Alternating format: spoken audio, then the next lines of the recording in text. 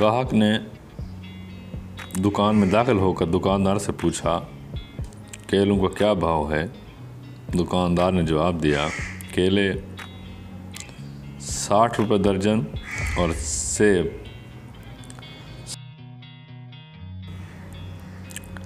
اتنے میں کہ ایک عورت بھی دکان میں داخل ہوئی اور کہا مجھے 1 درجن کیلے چاہیے، کیا بھاؤ ہے؟ دکاندار نے کہا کیلے 30 روپے درجن اور سیب 40 روپے۔ عورت نے الحمدللہ پڑھا۔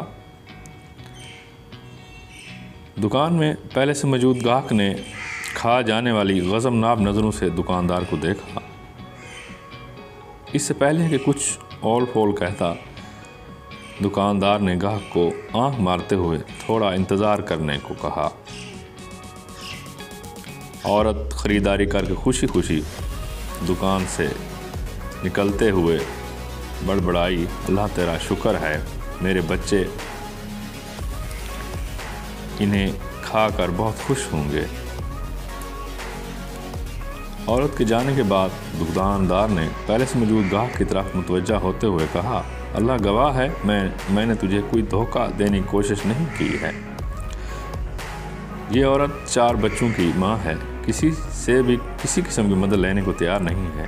میں نے کئی بار کوشش کی ہے اور ہر بار ناکامی ہوئی ہے۔ اب مجھے یہی طریقہ سوچا ہے کہ جب کبھی آئے تو اسے کم سے کم دام لگا کر چیز دے دوں۔ میں چاہتا ہوں اس کا بھرم قائم رہے اور اسے لگے کہ وہ کسی کی محتاج نہیں ہے۔ میں یہ تجارت اللہ کے ساتھ کرنا چاہتا ہوں اور اس کی رضا اور خوشنودی کا طالب ہوں۔ دکاندار کہنے لگا یہ عورت ہفتے میں 1 بار آتی ہے، اللہ گواہ ہے، جس دن یہ آ جائے اس دن میری بکری بڑھ جاتی ہے۔ اللہ کے غیبی خزانے سے منافع 2 چاند ہوتا ہے۔ گاہک کی آنکھوں میں آنسو آ گئے۔